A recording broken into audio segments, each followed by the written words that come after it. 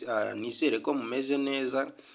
So uno munsi rero ndongeye ndagarutse, sinzi ukuntu ngize gutya, nyarukira muri ya application yacu bita FMC Pay, nsanga coin iriho irazamuka ku rwego rudasanzwe. So narabibabwiye muri video zabanje, nagiye mbakorera, narabibabwiye ati iyi coin izazamuka itungura abantu benshi mu bica amazi mwanga kubyemera. So rero nari mfiteho amadolari 8, none ntunguwe no gusangaho amadolari 15. Bishatse kuvuga iki rero? Bishatse kuvuga ko coin yazamutse, murabona yazamutse ku kigero cya 56 n'ibice 41 kwijana. Murabona ko coin iri kuzamuka ku rwego rudasanzwe. So impamvu nkoze iyi video rero ni iki? So narabibabwiye ko iyo umaze kwiyandikisha uhabwa FMC Pay zingana n'ibihumbi 2500 nka welcome bonus. So reka tujye muri calculator turebe se izo FMC ibihumbi 2500 dukurikishije n'iki giciro cyayo ubungubu iriho. Ubungubu zingana n'amadolari angahe? Narabibabwiye muri video yabanje, ndababwira ati iyi FMC Pay kuyinjiramo ntago ari ukwinjiramo ngo urahita ubikuza guys. Nkuko muri kubibona hano, kora account hanyuma wicara utuze. Iyi coin izazamuka ndetse ishobora no kuzagera ku dolari 1, kuko iyi coin ngewe yaranongoye yaneye ubwoba. So reka tujye muri calculator turebe ese coin bonus baguha ya FMC Pay ibihumbi 2500 ukubye na kiriya giciro iriho 0.2. Murabona yuko ari ama USD 5, ni ukuvuga ngo ni amadolari 5 baguha nka welcome bonus. So guys, mbibutse minimum yo kubikuza ni amadolari 10, kandi coin iriho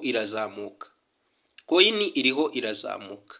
Niba ubonye iyi video ukaba wifuza ko uzabona amafaranga muri iyi application, kora register, ndetse niba bitari bukunde ndasiga WhatsApp group cyangwa se nimero yanjye ya telefone muri description, ndetse na link ndayisiga muri description. Murabona ko aya madolari 5 baguha, ejo nuwongera ukajya kuri account yawe ushobora kuzasanga yabaye 20, 30 nkuko nanjye mubona bimeze. Nukuvuga ngo nyina mfiteho amadolari 8, none ngiye kuri account yanjye nsanga hagiyeho amadolari 15 n'ibice 33 nkuko muri kubibona ari hejuru. Ibaze kuba rufiteho amadolari 8, wajya kuri account yawe ugasanga hariho amadolari 15.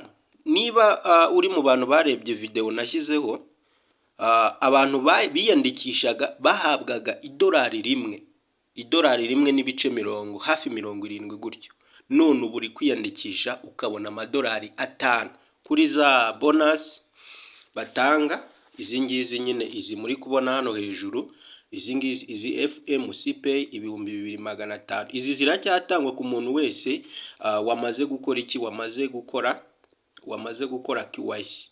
Account yawe ikabasha kumera gutya, ikabasha kuba verified nkuko mubona hano. Nukuvuga ngo account yawe iyo yabaye verified uko bimeze, nta kabuza rwose amafaranga bahita bayaguha ari amadolari 5 mubonye. Si iyi coin gusa ikomeje kuzamuka, kuko na za Bitcoin murabona ko zarazamutse. Rwose. Nk'ubu rugero Bitcoin imwe iri kugura ibihumbi 107 n'amadolari 265. Ubwo ni ibihumbi 107 by'idolari n'ibice 265 niko Bitcoin igura. Murabona yuko coin zikomeje kuzamuka. Iyi rero nta kabuza, narabibabwiye ati muyitege. Umuntu wese utari kuyijoininga, umuntu wacitse intege, guys, mumenye yuko iyi coin ije gutungura abantu kandi muzabibona. Narabibabwiye ikiri hasi wiyandikishwa bwa idolari 1 n'ibice 70, ariko buri kwiyandikisha ugahabwa amadolari 5. Can you imagine guys? dukore. Ni ukuvuga ngo video ikwereka uburyo ukora KYC nayishyizeho, reka tunyarukiye kuri channel mbereke aho video iri, link yayo ndanayisiga muri description, ndetse na link yo kwiyandikisha ndayisiga muri description ya channel ngiye. Murabona yuko tumaze kuzura abantu 1000 n'abantu basanga 500 barenga. Cyambere ubanza kucekinga, ubanza urebe ko wamaze gukora subscribe kuri channel kugira ngo ujye ukurikira video zose nkugezaho. Hanyuma uramanuka hano hasi, video rwose nagiye nzishyiraho ndumva hashize nk'ukwezi ahari, ikwereka uburyo ukora KYC, ikwereka uburyo ukora KYC muri iriya application yacu yitwa FMC Pay. Guys, nababwiye yuko kwinjira muri iriya application bitagusaba ngo wenda ngo urahita ubikuza nk'uko abandi bajya babibereka bakubwira ati bisaba kuhita ubikuza. We fungura account hanyuma uyiverifying, nimara kuba verified ubundi witurize. So la application nanjye nari narayiretse, ariko buriya sinzi ukuntu nyitekerejeho ndanyaruka nsanga coin yazamutse. So murabona yuko video ngiyi narayiberetse, ni ukuvuga ngo wariyandikishaga ugahabwa $1.70 hashize amezi 2. Murabona bayirebye n'abantu 113 nibo bonyine barebye iyi video. So murabona ko wenda mu mezi 2 coin ihise izamuka. So bishatse kuvuga ko rero uyu mwaka coin ishobora no kugera ku $1. Ya nuko coin zigenda zizamuka buhoro buhoro. Nta kuntu bundi coin ya exchange nk'iriya ishobora kugumira inyuma mu bice, ko byagenda kose irazamuka.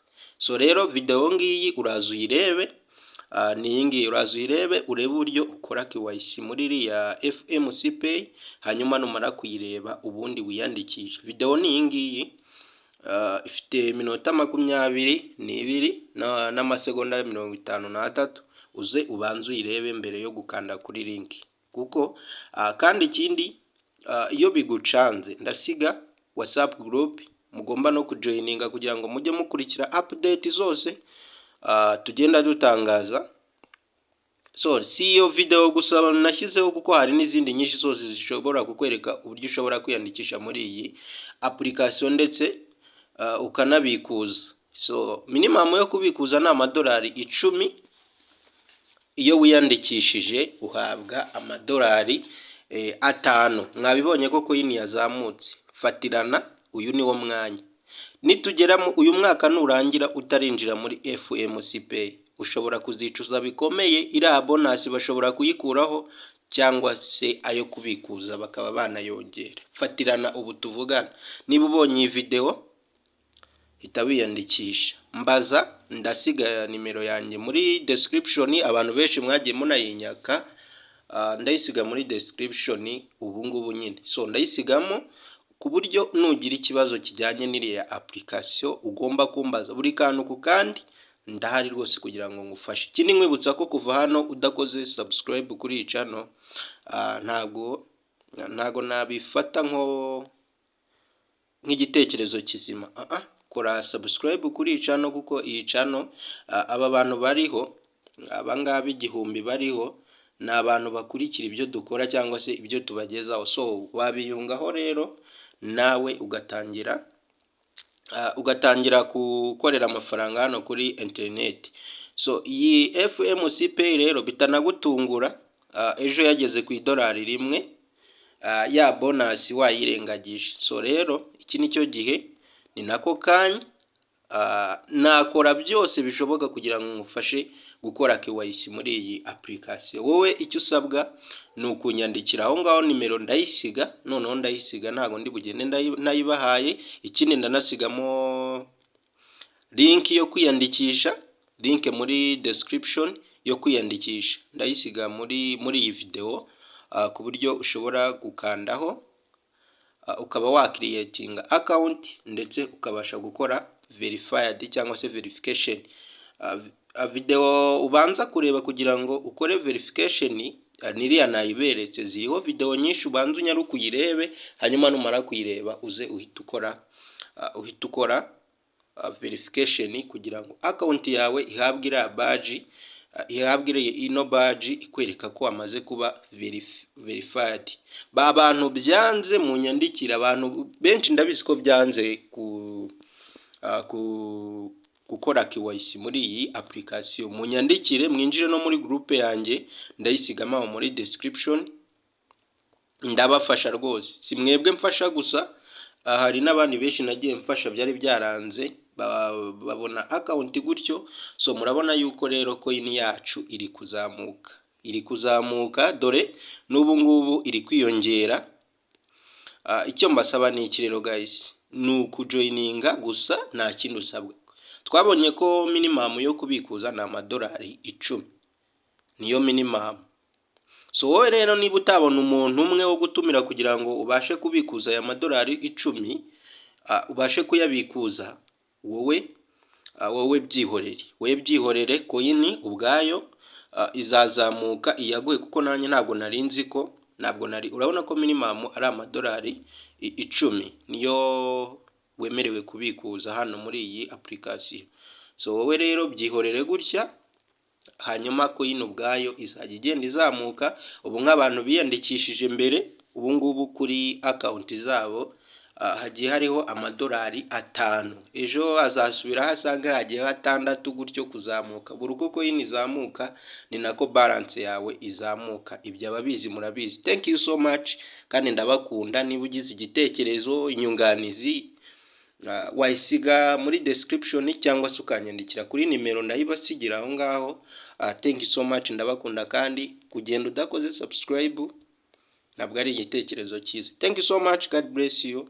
Ciao ciao.